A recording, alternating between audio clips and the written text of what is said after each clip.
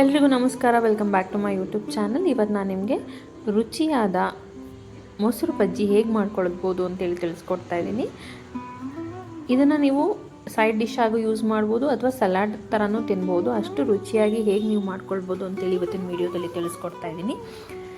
ಬನ್ನಿ ಆಗಿದ್ರೆ ವಿಡಿಯೋನ ಶುರು ಮಾಡೋಣ. ಮೊದಲಿಗೆ ನಾನಿಲ್ಲಿ ಈರುಳ್ಳಿ, ಟೊಮ್ಯಾಟೊ,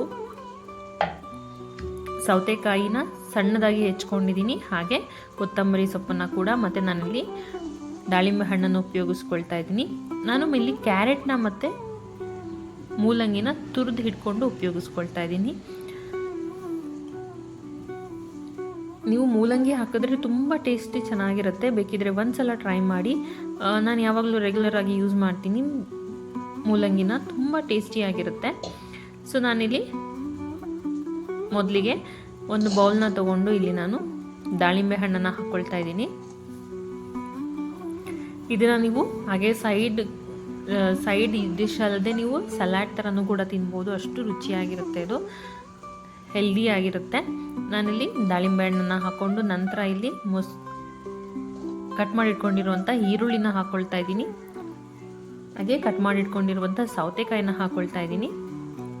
ನೀವು ಬೇಕಿದ್ರೆ ಸಿಪ್ಪೆನ ಹಾಗೆ ಸಿಪ್ಪೆ ಸಮೇತನೇ ಹಾಕ್ಕೊಳ್ಬೋದು, ಸಿಪ್ಪೆ ತೆಗಿಯೋ ಅವಶ್ಯಕತೆ ಇಲ್ಲ ಬೇಕಿದ್ರೆ. ನಂತರ ನಾನಿಲ್ಲಿ ಟೊಮ್ಯಾಟೊನ ಕಟ್ ಮಾಡಿ ಇಟ್ಕೊಂಡಿದ್ದೆ, ಅದನ್ನು ಕೂಡ ಹಾಕ್ಕೊಳ್ತಾ ಇದ್ದೀನಿ. ಹಾಗೆ ನಾನಿಲ್ಲಿ ತುರಿದಿಟ್ಕೊಂಡಿರುವಂಥ ಕ್ಯಾರೆಟ್ನ ಹಾಕ್ಕೊಳ್ತಾ ಇದ್ದೀನಿ.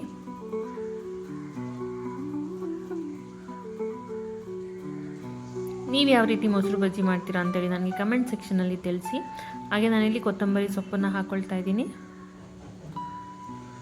ಮತ್ತು ತುರಿದಿಟ್ಕೊಂಡಿರುವಂಥ ಮೂಲಂಗಿನ ಹಾಕ್ಕೊಳ್ತಾ ಇದ್ದೀನಿ. ಮೂಲಂಗಿ ಹಾಕೋದ್ರಿಂದ ತುಂಬ ಟೇಸ್ಟ್ ಇರುತ್ತೆ, ತುಂಬ ಚೆನ್ನಾಗಿರುತ್ತೆ ಕೂಡ.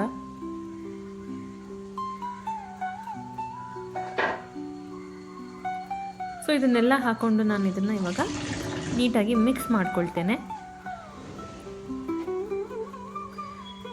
ಯಾರೆಲ್ಲ ನನ್ನ ಚಾನಲ್ನ ಇನ್ನೂ ಸಬ್ಸ್ಕ್ರೈಬ್ ಮಾಡ್ಕೊಂಡಿಲ್ಲ, ಸಬ್ಸ್ಕ್ರೈಬ್ ಮಾಡ್ಕೊಳ್ಳಿ. ಹಾಗೆ ಪಕ್ಕದಲ್ಲಿರುವಂಥ ಬೆಲ್ ಬಟನ್ನ ಪ್ರೆಸ್ ಮಾಡಿದ್ರೆ ನಿಮಗೆ ನಾನು ಹಾಕುವಂಥ ಎಲ್ಲ ವೀಡಿಯೋಸ್ ನೋಟಿಫಿಕೇಷನ್ ಸಿಗುತ್ತೆ. ಅದರಿಂದ ಯಾವುದೇ ವಿಡಿಯೋ ಕೂಡ ನಿಮಗೆ ಮಿಸ್ ಆಗಲ್ಲ.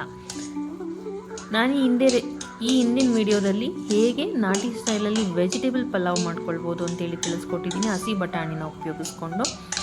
ಆ ಪಲಾವ್ಗೆ ಇದೊಂದು ಒಳ್ಳೆ ಕಾಂಬಿನೇಷನ್ ಅಂತಲೇ ಹೇಳ್ಬೋದು. ಯಾರೆಲ್ಲ ಇನ್ನೂ ಆ ವಿಡಿಯೋನ ಚೆಕ್ ಮಾಡಿಲ್ಲ, ಹೋಗಿ ಚೆಕ್ ಮಾಡಿ. ಈ ವಿಡಿಯೋದ ನಂತರ ನಾನು ಅದನ್ನು ಡಿಸ್ಕ್ರಿಪ್ಷನ್ ಬಾಕ್ಸಲ್ಲಿ ಹಾಕಿರ್ತೇನೆ, ಆ ವಿಡಿಯೋ ಕೂಡ ನೀವು ನೋಡ್ಬೋದು. ಬಹಳ ರುಚಿಯಾದ ನಾಟಿ ಸ್ಟೈಲ್ನ ವೆಜ್ ಪಲಾವ್ ಹೇಗೆ ಮಾಡೋದು ಅಂತೇಳಿ ಅದರಲ್ಲಿ ನಾನು ನಿಮಗೆ ತಿಳಿಸ್ಕೊಟ್ಟಿದ್ದೇನೆ ನೋಡಿ. ಇವಾಗ ಈ ರೀತಿ ಎಲ್ಲದನ್ನು ನಾವು ನೀಟಾಗಿ ಮಿಕ್ಸ್ ಮಾಡ್ಕೊಳ್ಬೇಕು. ಇಲ್ಲಿ ಎಲ್ಲ ಇಂಗ್ರೀಡಿಯೆಂಟ್ಸ್ ಕೂಡ ನೀಟಾಗಿ ಮಿಕ್ಸ್ ಆಗಬೇಕು, ಅಲ್ಲಿ ತನಕ ನಾವು ಇದನ್ನು ಈ ರೀತಿ ಮಿಕ್ಸ್ ಮಾಡ್ಕೊಳ್ಬೇಕು. ನೋಡಿ, ಇದು ಈ ರೀತಿ ಮಿಕ್ಸ್ ಆಗಿದೆ, ತುಂಬ ಕಲರ್ಫುಲ್ಲಾಗಿ ಕಾಣಿಸ್ತದೆ. ಇವಾಗ ನಾನು ಇದಕ್ಕೆ ಮೊಸರನ್ನು ಆ್ಯಡ್ ಮಾಡ್ಕೊಳ್ತಾ ಇದ್ದೀನಿ.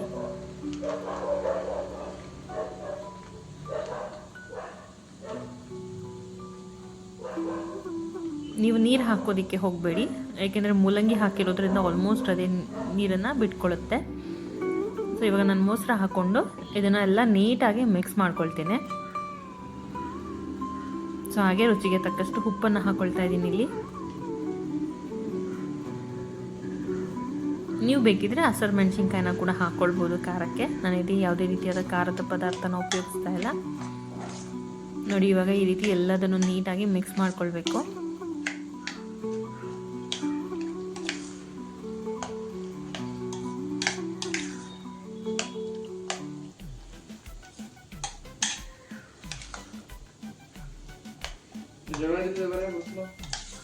ಹೌದಾ, ಹೋಗು ಮತ್ತೆ. ನೋಡಿ, ಈ ರೀತಿ ಎಲ್ಲದನ್ನು ನೀಟಾಗಿ ಮಿಕ್ಸ್ ಮಾಡ್ಕೊಳ್ಬೇಕು.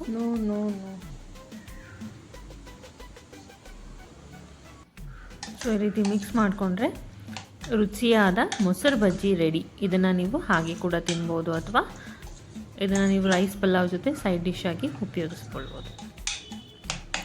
ಸೊ ವಿಡಿಯೋ ಇಷ್ಟ ಆದರೆ ಲೈಕ್, ಶೇರ್, ಸಬ್ಸ್ಕ್ರೈಬ್ ಮಾಡೋದನ್ನು ಮರಿಬೇಡಿ. ನನ್ನ ವೆಜ್ ಪಲಾವ್ ರೆಸಿಪಿನ ಹೋಗಿ ನೋಡಿ.